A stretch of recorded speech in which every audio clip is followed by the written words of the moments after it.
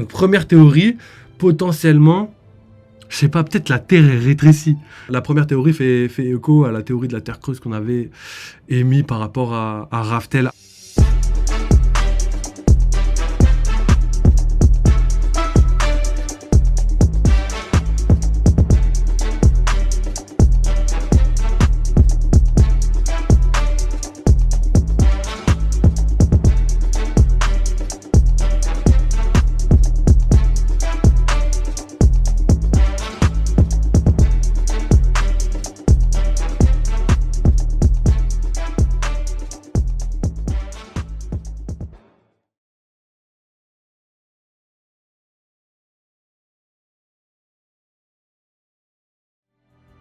Wesh les mecs, comment ça va? Bienvenue aujourd'hui pour un nouveau live. Aujourd'hui live One Piece, live sur les spoils de One Piece.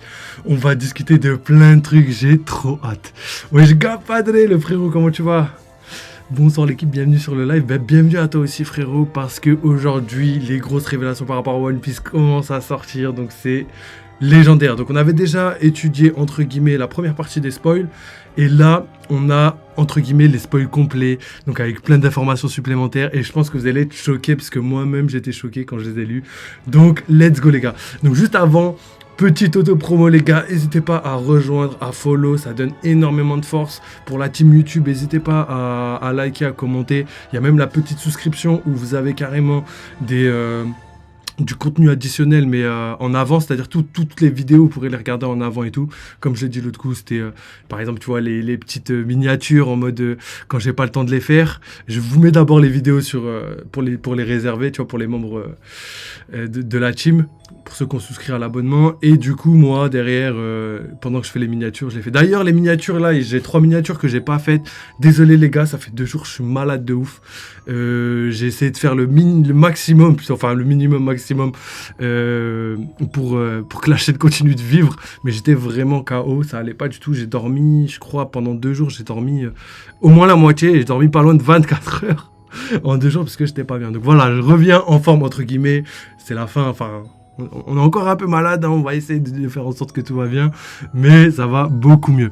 Donc voilà, il y a aussi le Discord, il y a aussi Twitter où je vous mets plein d'informations, donc n'hésitez pas à rejoindre la team, ça rend service, ça développe la chaîne, c'est trop important. Donc voilà les gars, c'est parti.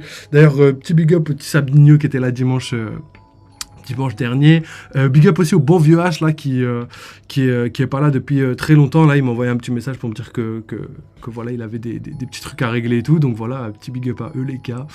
Et nous on est parti pour les spoils de One Piece. Donc on commence direct, et après de toute façon je continuerai l'auto-promo parce que j'ai d'autres choses à vous dire par rapport à la chaîne. Donc let's go, je vous mets la capture. D'ailleurs j'ai taffé, j'ai rassemblé des éléments, j'ai rassemblé des informations, et je vais vous donner tout ça les gars. Donc préparez-vous parce qu'il y aura beaucoup de choses. Donc let's go, ok, tout marche, tout est en ordre. Donc voilà, donc là vous avez le petit Discord les gars, n'hésitez pas à regarder comment j'ai rempli les trucs. Je vous ai mis un onglet avec les épisodes de One Piece, vous avez tous les épisodes, que ce soit les épisodes normaux si vous voulez regarder les 3-4 épisodes, là les 1103 je crois, vous pouvez, il y a le lien. Vous avez même les Kai si jamais vous voulez regarder les épisodes, mais sans vous casser la tête à regarder tout One Piece avec les flashbacks, les hors-séries, tout ça, il y a déjà les trucs et tout. Je vous ai ramené aussi plein d'infos One Piece, plein de trucs les gars, vous n'êtes pas prêts, il y a vraiment beaucoup de choses. N'hésitez pas à les checker. Il y a aussi les chapitres de One Piece, donc je publie les liens et tout, je vous publie certaines informations et tout. Et il y a l'actu One Piece, donc toute l'actu qui va se passer, en tout cas des trucs qui arrivent, je sais pas, comme le magazine, les petits messages d'Oda, etc., etc. Donc n'hésitez pas, voilà, j'ai fait plein de salons, j'ai taffé de ouf, j'espère que ça vous fera kiffer. J'ai même d'autres trucs, hein. Je vous ai même ici, il y a le salon spécial pour les abonnés. Si jamais vous avez une théorie que vous voulez que j'analyse, c'est simple, tu prends un lien, tu vas dans lien des théories, bam, tu postes ton lien, moi j'ai regardé, si la vidéo est pas trop longue et gameplay, bam, je réagirai, tu vois, comme ça. Si vous voulez que par exemple je débunk certaines théories, que je vous donne mon avis par rapport à certaines théories, n'hésitez pas, tout est là. Et ici vous avez la théorie des membres, donc voilà, si vous êtes motivé, vous aimez bien écrire et tout, je sais que pour les gars de la team YouTube surtout, n'hésitez pas à venir ici, vous avez juste à venir ici, vous copier-coller vos commentaires par exemple, parce qu'en fait, à force qu'il y ait des commentaires, tu vois, déjà merci beaucoup les gars, mais je peux de moins en moins répondre aux commentaires, surtout les longs commentaires. commentaires en fait. Pour tous ceux qui me remercient, je fais le taf parce que voilà, il faut, tu vois, les gars qui envoient de la force, il faut au moins que je leur réponde, c'est pour moi le minimum. Et pour les gens qui font des théories, qui écrivent des longs messages, j'aimerais vraiment vous répondre à chaque fois, mais ça prend énormément de temps parce que là par exemple, tu vois, je dois être à pas loin d'une cinquantaine de messages à répondre, et sur les 50, il y en a au moins une dizaine où il faut vraiment détailler, tu vois, où il me pose 3-4 questions et que pour répondre à chaque question, il faut que je donne des vrais éléments et tout, parce que je peux pas juste répondre comme ça. Donc voilà, n'hésitez pas à venir ici, comme ça, moi, sans début ou en fin de live, je répondrai à toutes vos questions, toutes vos théories, tout ce que vous voulez. Je sais qu'il y a des gens, ils me posent des questions et tout, donc n'hésitez pas les gars, vous avez tout ici. Donc soit théorie des membres, bien des théories, et même il y a des salons pour Boruto. Donc voilà, si jamais, je crois que j'avais mis quoi, attends, je vais vous montrer.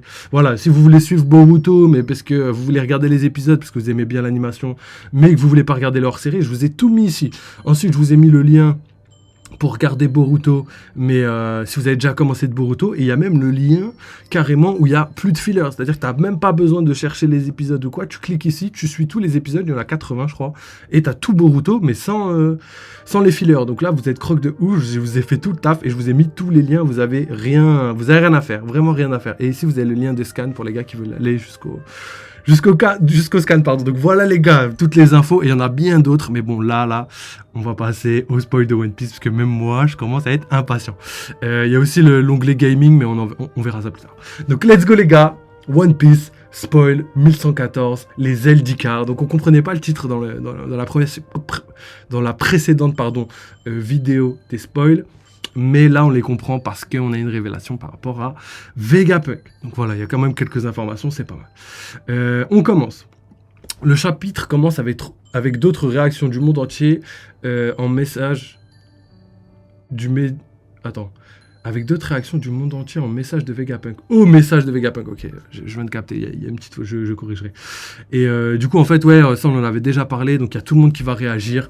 J'ai vu Gapadre tout à l'heure réagir dans les commentaires, j'en ai pas parlé parce que j'ai gardé le suspense, mais oui, il y a vraiment beaucoup de personnes, quand on dit il y a beaucoup de personnes, il y a vraiment beaucoup de personnes qui vont réagir à tout ça, donc ça va être pas mal, et vous allez le voir là, dans quelques minutes.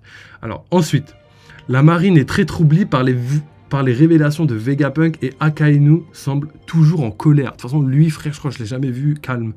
Si quelqu'un me dit qu'il a déjà souri, je vous croirai pas. Et encore, ça se peut qu'il sourit en mode je suis en combat, tu vois, je me moque de quelqu'un ou quoi, mais sourire en mode je suis heureux aujourd'hui, non. Akainu, jamais. Mais du coup, il est dégoûté, mais je comprends pas pourquoi. Parce que si on prend le point de vue normal de la marine, logiquement, la marine, elle n'est pas faite pour être du côté des Tenryubito. En mode, elle doit être du côté de la justice. Et je pense qu'il y a beaucoup de personnes qui sont comme ça. Après, effectivement, vous me direz, ouais, mais Akainu, il tue des gens, machin chose et tout. Mais lui, il le fait pour sa bonne conscience. C'est-à-dire que lui, il exécute les ordres. Et quand il a tué, par exemple, les gens d'Ohara, il les a tués parce que ils désobéissaient et qu'ils pouvaient réveiller Narmantic. C'est-à-dire que lui, il partait d'un bon sentiment pour lui, tu vois. En gros, même si nous, on sait qu'il est mauvais, entre guillemets, tu vois, c'est un bon méchant dans One Piece, et ben en fait, lui, il réagit en mode, je dois les arrêter parce que ils vont sur un terrain dangereux, sans faire exprès, ils pourraient réveiller certaines armes antiques. Donc, lui, il fait le taf pour supprimer les gens. Par contre, le fait que Vegapunk puisse dévoiler les secrets du monde, je pense que je vois pas pourquoi lui serait en colère par rapport à ça, à part s'il est vraiment de mèche avec les Tenryubito, mais vraiment à un très haut point. C'est-à-dire que je vois bien Akainu être de mèche avec les Tenryubito, mais en mode vraiment avec eux, tout ce qui est démoniaque, ça les dérange pas, tout ce qui est destruction de la terre, ça les dérange pas, entre guillemets. Et là, c'est à peu près ce que la phrase peut me dire, entre guillemets, tu vois. En mode, j'ai l'impression que la phrase veut me guider vers ça, tu vois. En mode, ouais, les révélations de Vegapunk, il est en colère par rapport aux révélations. Et les révélations, on va les avoir, et vous allez voir que c'est pas des révélations qui vont à l'encontre de la marine, par exemple. Ça va juste à l'encontre des Tenryubito et de la vision que les Tenryubito veulent instaurer dans leur monde, tu vois, dans le monde. Donc on continue. Donc voilà, c'est ça que Gapadre avait dit tout à l'heure. On voit Doflamingo discuter des paroles de Vegapunk avec Magellan. Et qu'il devrait aller dans un endroit plus élevé. Donc déjà, la manière dont Doflamingo parle, déjà, ça me choque de ouf, parce que j'ai l'impression que Doflamingo, là, d'après cette phrase, qu'il est au courant, tu vois. En mode, limite, je le vois bien rigoler en mode, Magellan, tu devrais aller dans un endroit plus haut, tu vois, comme s'il était au courant et tout, et du coup, c'est bizarre. Je trouve ça grave bizarre, parce que pour moi, c'est quand même un secret d'intérêt mondial. Je sais pas comment Doflamingo aurait pu tomber là-dessus. À part si, ce serait marrant d'ailleurs, que comme... comment il s'appelle celui qui mange tout, là. Wapol, j'allais dire Weeble, mais non, c'est Wapol. Ouais, le roi Wapol. Comme de par hasard, il a regardé dans un petit trou et il a vu les Tenobito et Imsama. Et potentiellement, que ce serait vraiment marrant que Doflamingo, quand il était jeune, au même endroit, c'est-à-dire dans le même petit trou, il a regardé et là il a vu qui il a vu Imsama et il les a entendus parler par rapport à tout ça. Ce serait vraiment ouf. Donc potentiellement il est au courant, mais ça se peut qu'il soit pas du tout au courant. C'est très probable. Donc let's go, on continue avec la prochaine info. Donc prochaine info, il y a d'autres réactions du monde entier avant de retourner sur Egghead où on obtient des révélations plus importantes. Donc déjà, on a cette information. Donc là, en mode, le début, c'est il nous montre un petit peu les réactions du monde par rapport au précédent chapitre. C'est-à-dire tout ce qui est la mer recouvrira le monde entier, etc. etc. Et ben là, carrément, il y a des informations plus importantes juste après. Donc on a la première réaction et après, je pense qu'on aura d'autres réactions, vous allez voir. Ensuite, Vegapunk émet une hypothèse comme quoi le niveau de la mer augmentera d'1 mètre à cause des tremblements de terre, prouvant que ce n'est pas dû à une catastrophe naturelle. Donc là, c'est lourd, parce que ça, c'est le genre de phrase qui nous donne énormément d'informations. Pourquoi ? Parce qu'en fait, on voit quoi ? On voit Vegapunk qui émet des hypothèses. C'est-à-dire que lui, il a bossé sur le sujet, il a travaillé énormément. On connaît son cerveau gigantesque, donc on sait qu'il est parti en profondeur dans les choses. Donc là, les seules informations qu'on a, c'est que, à cause des tremblements de terre, le niveau de la mer augmentera. Et ça, c'est d'un point de vue logique, d'un point de vue géologique, c'est marrant de dire les deux en même temps, mais c'est vraiment ça. D'un point de vue logique et géologique, il n'y a pas du tout de lien entre les deux. C'est-à-dire que logiquement, dans notre monde, si on a des tremblements de terre, ça ne devrait pas faire monter le niveau de la mer, tu vois.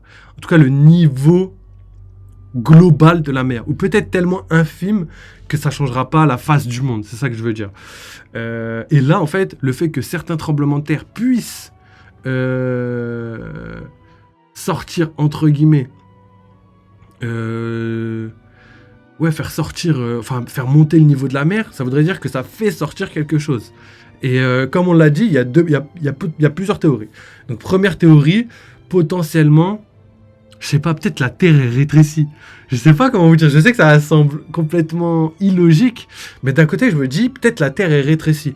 On a vu qu'à Lulusia, on envoie un rayon laser, enfin Mother Flame en tout cas, dans la Terre, et le fait que la Terre est attaquée, ça a fait monter le niveau de l'eau. Parce qu'en fait, le fait que Mother Flame attaque la planète ou l'île ou ce que vous voulez, c'est complètement illogique que ça puisse faire monter le niveau de l'eau.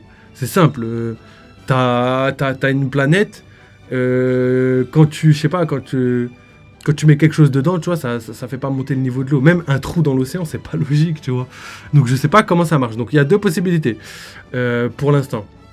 Soit en attaquant, ça réduit la taille de la Terre. Après, c'est illogique d'un point de vue scientifique, mais après on est dans One Piece, donc je me dis potentiellement c'est réel. Ça réduit la taille de la Terre, donc la surface de la Terre réduit. Ça provoque des secousses dans le monde entier, etc. Et la Terre s'affaisse sur elle-même.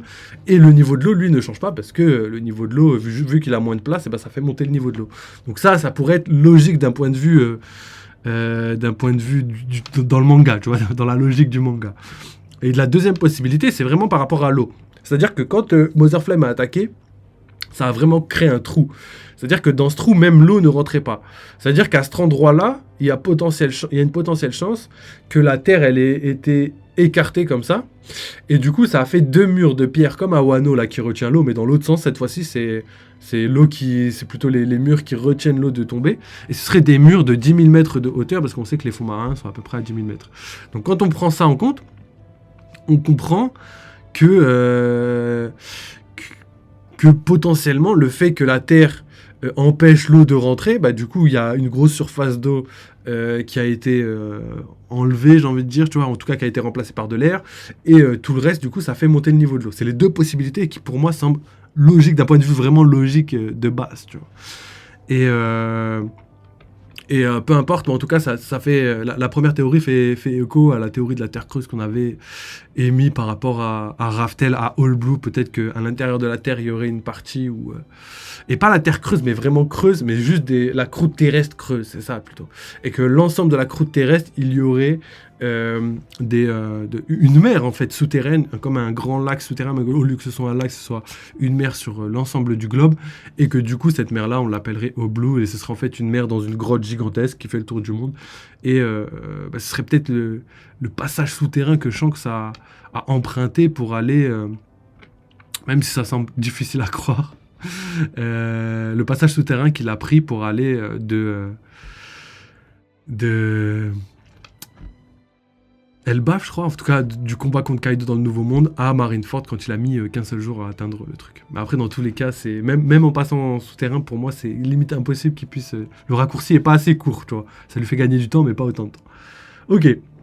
Donc voilà, en tout cas, ça, c'est mes hypothèses par rapport à ça. En tout cas, tout ce qu'on sait, c'est que les tremblements de terre, potentiellement, peuvent interférer avec le niveau de la mer. Donc pour moi, il y a un lien. Et dans ce lien, il y a un secret. Et ce secret est lié au One Piece, à la fin du monde, et potentiellement à Imsama. Donc c'est pour ça qu'il faut se concentrer sur cette information. Les tremblements de terre et le niveau de la mer. Je pense que ça a une énorme importance. Donc voilà, n'hésitez pas à mettre vos théories dans les commentaires, les gars, parce que je pense que là, je vous ai donné des indices pour vous donner, au moins pour vous mener sur la bonne voie. Donc on continue, les gars, avec la suite. Ici, on a quoi? On a Saturne. Donc Saturne, il tente de détruire, le Deden Mushi et entre dans la salle où se trouve Mother Flame. Donc là, c'est marrant. Parce qu'en fait, dans les précédents spoils, on avait dit que Saturne avait rejoint un petit peu le groupe de Luffy. Je crois même pas que c'était dans les spoils, c'était dans le précédent chapitre. Hein, et que Saturne voulait attaquer... en plus, j'ai dit le groupe de Luffy, mais le groupe des Mugiwara. Du coup, il voulait attaquer le groupe des Mugiwara. Et au final, on a cramé que tout le monde arrivait à se défendre, entre guillemets, et qu'ils allaient éloigner Robin pour la protéger de Saturne. Et du coup, quand on a ça en tête, on voit que Saturne... Là, d'après cette information, ça y est, il a lâché l'affaire. En gros, Saturne, je pense qu'il a mis au-dessus sa mission pour aller... après, ça semble logique, mais c'est logique. Hein, pour aller détruire le Denen Mushi, mais par contre, il a, entre guillemets, laissé les Mugiwara tranquilles. Et du coup, ça leur a donné une chance de s'enfuir. Du coup, je comprends mieux comment Oda construit les choses pour... manier un petit peu les pions là sur l'échiquier. Et là du coup le groupe de Robin, le groupe de Nami, tout ça là, en fait eux ils allaient se taper contre Saturne, mais Saturne lui il a cramé que le message avait commencé et que c'était commencé à être dangereux, donc il a dû s'enfuir et partir directement réaliser sa mission parce que c'est le plus important. Ensuite le délire c'est que là on a Saturne du côté de comment ça s'appelle, Mother Flame, et on a aussi Mars qui était vers le cerveau de Vegapunk. Donc tous les deux sont sur l'île et tous les deux ont une mission très spéciale qui continue à effectuer. Et du coup ça c'est vraiment bien parce que du coup on voit l'intérêt d'avoir mis 2 Tenryubito à cet endroit-là. Ça veut dire que là, à cet endroit-là, il va se passer quelque chose, tu vois. Il y a 2 Tenryubito et je pense pas qu'ils vont juste laisser ça comme ça. Je pense qu'à la fin, il y a moyen qu'ils trouvent le Deden Mushi au final. Je pense qu'il est bel et bien là. Deden Mushi. Pendant longtemps, je me suis dit peut-être il est ailleurs, peut-être il est sur un bateau loin, j'en sais rien, mais au final, j'ai l'impression que non. J'ai l'impression qu'il est bel et bien là et qu'il y a énormément de chances que quelqu'un puisse le trouver. En tout cas, quand je dis quelqu'un, c'est Saturne. Ensuite, les petites informations sous-jacentes aussi auxquelles on peut déduire grâce à cette phrase, c'est que on sait que Mars utilisait le haki de l'observation, mais vraiment bien développé pour sentir même les énergies ultra faibles, comme par exemple les escargophones. Et là, on comprend, d'après la manière dont Saturne cherche, que ce pouvoir, est partagé aussi par Saturne. C'est-à-dire que lui-même, je pense qu'il est capable de faire ça. C'est-à-dire que pour moi, il est capable de sentir les Deden Mushi ou même des voix suspectes qui pour lui, en tout cas, serait la chose, hein, l'escargophone, le diffus escargophone qui enverrait le signal. Donc pour moi, ça, c'est des petites informations auxquelles on peut déduire pour l'instant, mais ça reste encore à confirmer, les gars. Donc voilà, encore une petite information. Ok, on continue. On a Mother Flame. Donc Mother Flame, c'est une petite flamme à l'intérieur d'un réservoir géant. Donc quand il dit réservoir, je dirais plutôt une cuve un petit peu. Une cuve parce qu'ils disent juste après que c'est semblable à celui où se trouve la tête de Vegapunk. Donc le cerveau de Vegapunk. Donc pour moi, je pense sincèrement que Mother Flame, du coup, elle a été contenue dans le même réservoir entre guillemets que celui de Vegapunk. Par contre, je pense qu'on se trompe sur la nature de Mother Flame. Il y a plusieurs possibilités. Alors la première possibilité, c'est qu'en fait Mother Flame, ce soit pas un vaisseau ou quelque chose qu'on puisse déplacer, mais que ce soit bel et bien la petite flamme qu'on a vue, mais que ce soit pas quelque chose qui soit mobile. C'est-à-dire qu'elle est à Egghead, elle bouge pas d'Egghead, et le seul truc qu'on peut faire, c'est envoyer par exemple un laser grâce à cette flamme de l'île jusqu'à un endroit précis. Donc ça, pour moi, je pense que c'est pas impossible. Par contre, ça peut aussi être un vaisseau, mais si c'est un vaisseau ou une arme ou quelque chose comme ça, et qu'elle est mobile, pour moi, ça peut pas être Mother Flame qu'on vient de voir. Ça peut pas être cette flamme. Pour moi, cette flamme, ça doit être le réacteur.